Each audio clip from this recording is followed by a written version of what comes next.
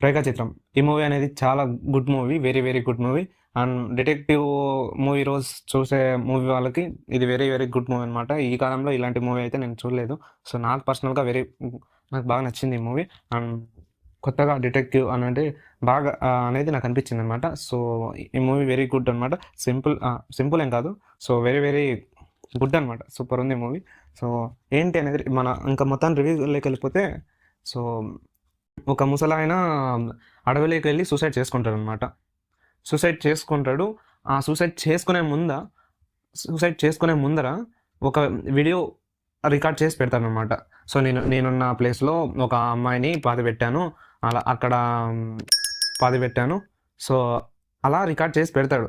So, వచ్చిన పోలీసులు అక్కడ సూసైడ్ స్పాట్‌లో తవ్వడం మొదలుపెడతారనమాట. తవ్వడం మొదలుపెట్టాక అక్కడ ఒక స్కెలిటన్ ఎముకలు దొరుకుతాయి.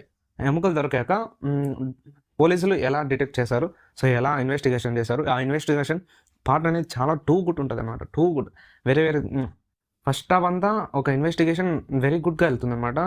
అండ్ ఇంకా వెరీ గుడ్ నాకైతే బాగా నచ్చింది సినిమా అయితే. ఇంకా ఏం జరిగింది, ఎలా, ఎవరు అమ్మాయి, రేఖ అమ్మాయి. ఆ అమ్మాయి పేరు రేఖ అనమాట. రేఖాచిత్రం అంటే రేఖ అమ్మాయి పేరు. సో, రేఖ అనే అమ్మాయిని ఎందుకు చంపారు, ఎవరు అమ్మాయి అనేది కనిపెట్టారా లేదా పోలీసులు. సో, ఇది ప్లాట్ లైన్. సో, మూవీ అయితే వెరీ టూ గుడ్ ఉందనమాట. కొంచెం మలయాళం సినిమాలో ఎలా అంటే ఇక స్లో ఉంటుంది నరేషన్, కానీ వెరీ గుడ్ రైటింగ్ అనేది సూపర్ ఉంటుంది అనమాట.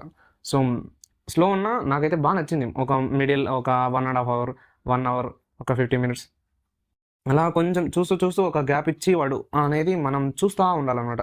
సో, కొంచెం అర్థమవుతూ ఉంటుంది అనమాట మూవీ.